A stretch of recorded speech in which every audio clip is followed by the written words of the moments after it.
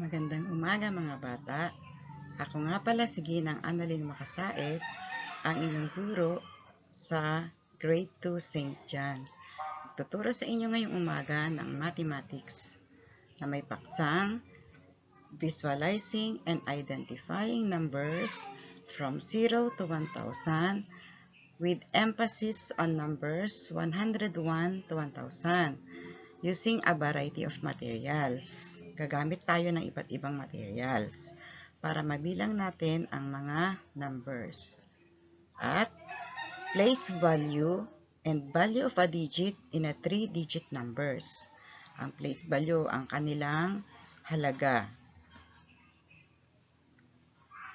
Handa na ba kayong matuto mga bata? Ano nakikita nyo dyan mga bata? Tama. Yan ay isang box. Ano kaya ang nakasulat sa ilalim nito? Ito ay mayroong ones. Sa Tagalog, ng ones, ito ay isahan.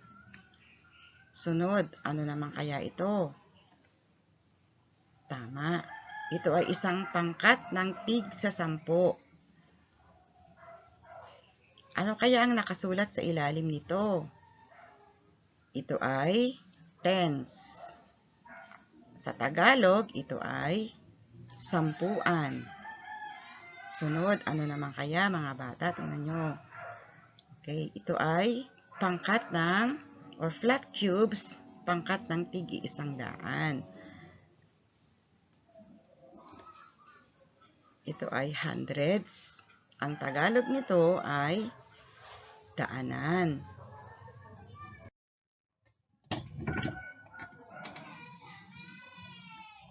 Ito naman, ano kaya to? Tama. Ito ay popsicle stick. Ilan kaya o ano kaya ito? Ito ay ones o isahan. Sapagkat ito ay iisa lang. Kaya siya tinawag nating ones o nasa pangkat siya ng isa. Ito naman ay bungkos ng 10. Kaya ito ay tatawagin nating tens. Ang sunod ay 100. Isang bungkos na 100. Tatawagin naman ulit natin itong hundreds. Ang mga ito ay makakatulong upang higit na maintindihan ang pagsasalarawan ng mga bilang. Ulitin natin mga bata. Ones, tens, hundreds. Tingnan natin kung masasagot nyo ngayon ang mga sumusunod na ito. Bilangin ang mga nakalarawang bagay. Dito sa bilang na isa, ilang kahon o box ang inyong makikita? Tama, mayroong 6. Mayroong 6 na box o kahon. Sa ikalawa, meron naman tayong 7 tig sa 10. Kaya ito ay 70. 70. Sa ikatlo, ilan naman kayang tig-100 ang inyong nakikita? Tama. Ito ay 1,000 o 1,000. Sapagkat ito ay binubuo ng 10 tig-100. Bilangin natin. 1, 2, 3, 4, 5, 6, 7, 8, 9, 10, at 10. 10 tig-100, ang katumbas nito ay 1,000. Punta tayo sa ika-4. Ilan ang inyong nakikita na tig-100? Anong sagot mga bata? Tama. Mayroong 4 na tig-100, kaya ito ay 400. Sa ikalima, ilang tigi-100, ilang sampuan, at ilang isahan ang inyong nakikita? O, anong sagot? Tingnan natin kung sino ang tama sa inyo dyan. Okay, meron itong 345. Dahil, ilan ang 100? Bilangin natin. 1, 2, 3. Kaya ito ay merong 3 tigi-100. Ilan ang sampuan? 1, 2, 3, 4. Kaya ito ay 4. Ilan ang isahan? 1, 2, 3, 4, 5. Kaya ito ay binubuo ng 345 o 345.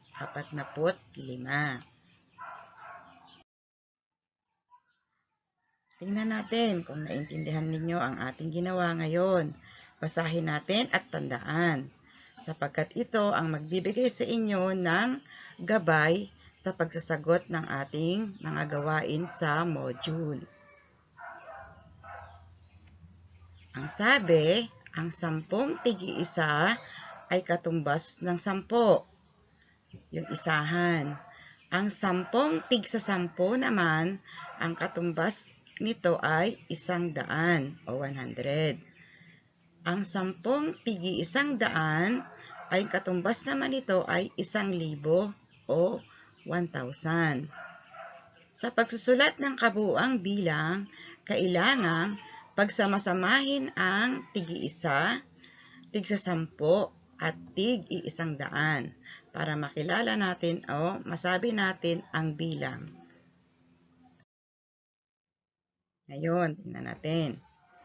Ito naman ang inyong mga gagawin sa inyong module.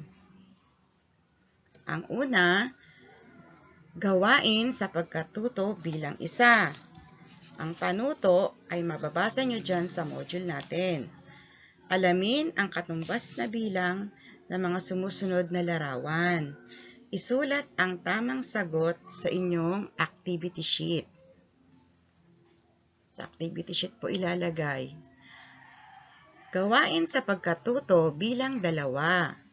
Ang panuto ay bilangin ang bungkus ni stick. Sasagutan nyo rin yan sa inyong activity sheet. Gawain sa pagkatuto bilang 3. Isulat ang kabuuang bilang. Lahat po yan ay sa activity sheet sasagutan. Intindihan, mga bata. Okay, punta naman tayo sa place value ng ating mga 3-digit numbers o 3-digit na bilang. Ito po ang ating susunod na paksa. Place value at value. Okay, nakikita nyo ba ang nasa larawan, mga bata? Kung ilan ang tigi-100, ilan ang tig-10, at ilan ang isahan. Ilan ang nakikita nyo dyan na bilang? Tayo ay mayroong 354 sapagkat 3 ang tigi-100, 5 ang tig-10, at 4 na tigi-1. Ano kaya ang place value ng 4? Ng digit na 4.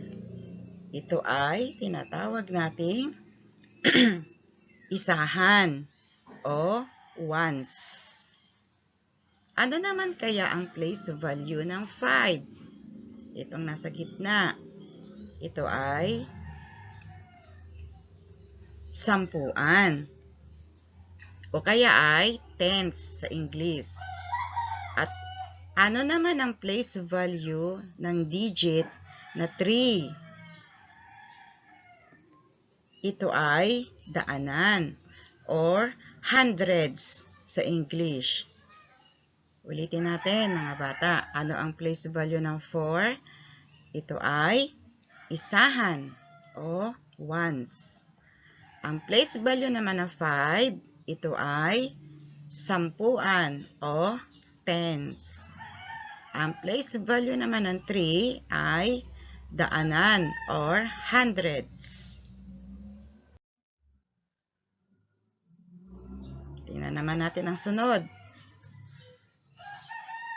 Ang kanilang value o ang halaga nila. Tingnan ang larawan. Ito yung kanina. Okay, 3 ang tigi-100 natin. Doon kanina, ang place value niya ay 300s.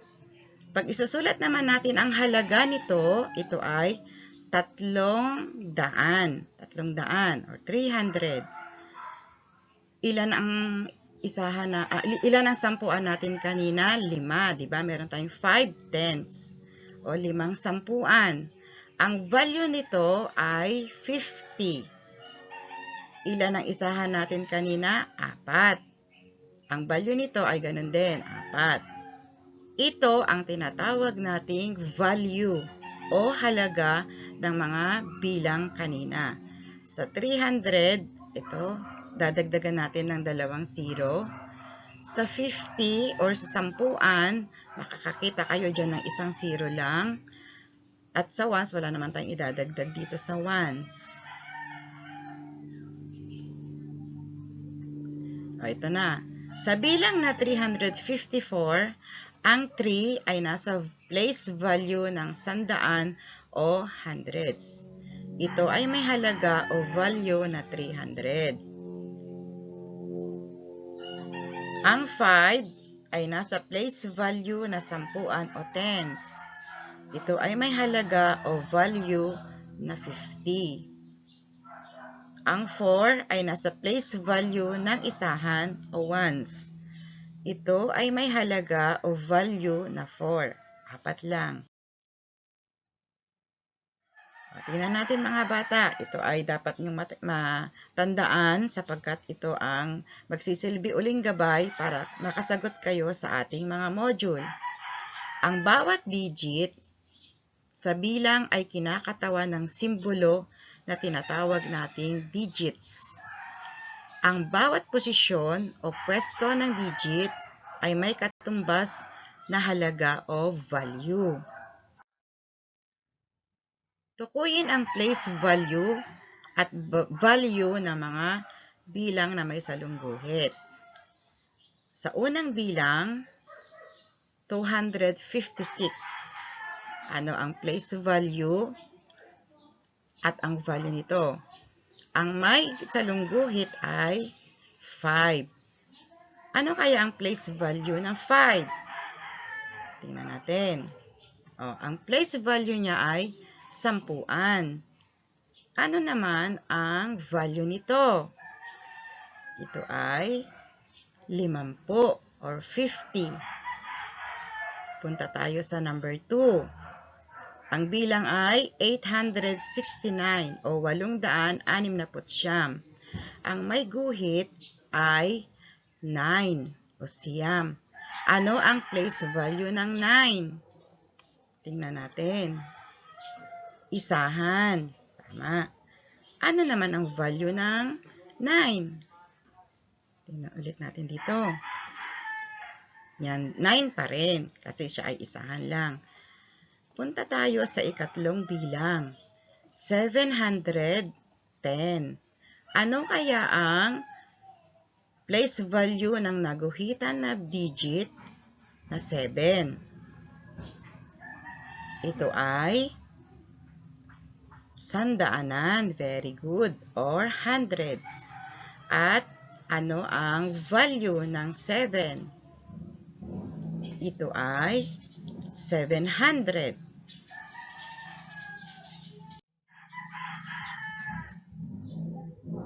Okay. Sunod. Tingnan natin kung masasagot nyo ha. Ano ang place value ng digit na 8 sa 487? So, ano daw ang place value? Sino nakasagot? Naisip nyo na kung anong sagot, mga bata? Tama kayo. Ang place value ng 8 ay 10. Very good. Number 2, ikalawa. Ano ang value ng digit na 5 sa bilang na 564? Ito, ano daw ang value ng 5? O, isip. Kasagot na. Alam nyo na mga bata, tingnan natin kung tama kayo. Tama. Ang place value o ang value ng 5, place value ng 5 ay daanan or hundreds. Ikatlo, anong pinakamataas na bilang ang mabubuo sa digit na 1, 9, 6 na may halagang 60 sa place value na 10? Aayusin daw natin tong tatlong digit na to. Pero ang nasa gitna ay 6 or 60. Place value nito ay 60. Ano ang mabubuo nating pinakamataas na bilang?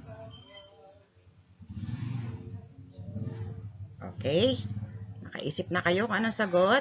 Anong sagot? Tingnan natin kung tama kayo, mga bata. Yan. Ang pinakamataas na mabubuo natin na bilang ay 961. Nasa gitna ang 60 o ang 6. Kasi ito daw ay nakalagay sa sampuan. Ikaapat. Ano ang pinakamaliit na bilang ang mabubuo sa digit na 937 na may 9 sa place value ng isahan? Aayusin ulit natin tong tatlong bilang na to. Ilalagay daw natin ang 9 sa place value ng isahan.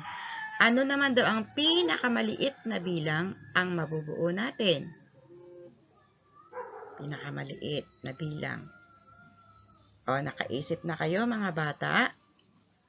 Sige nga, tingnan natin kung ano yung sagot, kung kayo ay tama. Okay, ang mabubuo natin ay 379. Ito ang pinakamaliit na bilang kapag binuo natin ang 9, 3, at 7. Kasi, ang sabi dito, ilalagay daw natin ang 9 sa place value ng isahan. O, naintindihan nyo mga bata? Okay. Ito ulit ang inyong gabay para sa pagsasagot natin sa module. Basahin natin ang sabay-sabay. Sumabay kayo sa akin. Ang bawat digit ng tatluhang bilang ay may place value. At ito ay maaaring nasa daanan, sampuan, at isahan. Ang bawat digit din ay may value. Ito ay depende sa kinalalagyan ng bilang. Tandaan natin na ang place value at value ng isang bilang ay naaayon sa kanyang pwesto o sa kanyang kinalalagyan. O, ito naman ang inyong gagawin sa inyong mga module. Gawain sa pagkatuto bilang isa. Titingnan nyo na lang ha, babasahin na lang ninyo. Gawain sa pagkatuto bilang 2. Basahin na din ang panuto. Gawain sa pagkatuto bilang 3. Itong lahat ng ito ay gagawin nyo sa inyong notebook o sa inyong kwaderno. Maraming salamat mga bata. Sana mayroon kayong naintindihan. Good luck. Thank you ulit.